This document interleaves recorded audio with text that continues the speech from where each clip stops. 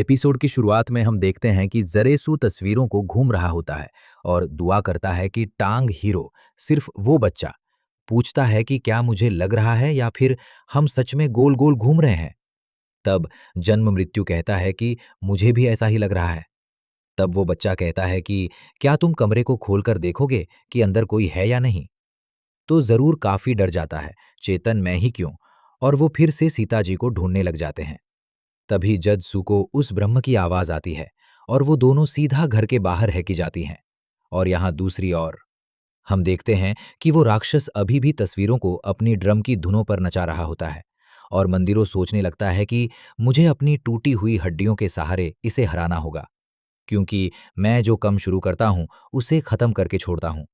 और हम देखते हैं कि वो राजेश अभी भी अपना नंबर जरा होता है और मंदिरों सोचता है कि मेरी टूटी हड्डियां मुझे इसे हराने से नहीं रोक सकती।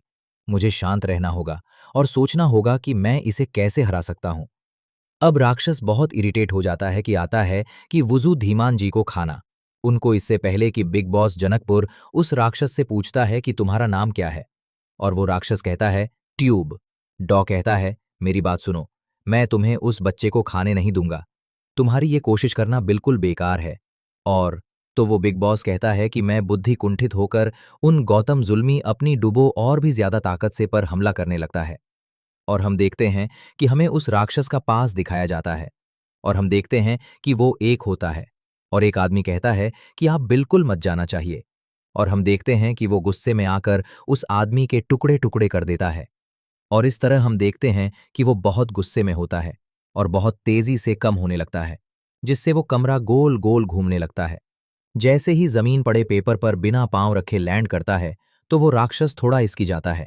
और तब तक जो उस राक्षस के हमले को लॉन्च करते हुए अपनी पूरी ताकत से उस राक्षस पर हमला कर देता है और कहता है तुम्हारी ब्लड एंड आर्ट बहुत इनक्रेडिबल्स है। जिसे सुनकर वो चीज बहुत हैरान हो जाता है और तंत्र और उसका गला धड़ से अलग कर देता है। और हम देखते हैं कि उस राक्षस का शरीर जलना शुरू हो जाता है। तब राक्षस तंदूरों से पूछता है कि क्या तुम ये सोच भी रोकता है कि मी बुद्ध और ट्यूबलाइट तो टांगों के आता है। हाँ, ये कभी नहीं भूलूंगा कि मैंने तुम्हें मारा था। और तब पूरा विश्वास है कि उस और विरुद्ध काम भी कुएं पर कमजोरी कंपटीशन कंप्लीट रॉ लुट कि मुझे इस चीज की खुशी। और हम देखते हैं कि कांति उस राक्षस का ब्लड सैंपल ले लेता है और वो राक्षस जल के मर जाता है। और हम देखते हैं कि कम आयु की एक बिल्ली तांत्रिकों के पास आती है और वो ब्लड सैंपल लेकर चली जाती है और तंदुरुस्त बच्चों को ढूंढते हुए एक कमरे में पहुंचता है जहां उसे ये बच्चे मिल जाते हैं और वो उनको लेकर वहां जाने का रास्ता ढूंढने लगता है। और यहां दूसरी ओर हम देखते हैं कि जनहित सुबह शुरू हुआ होता है और वो बच्चा उसे उठा रहा होता है। और जैसे कि जिन उत्सुकता है तो वो बच्चा उसे बताता है कि तुमने मुझे बचा लिया, तुझे जो कहता है तुम रो क्यों रहे हो।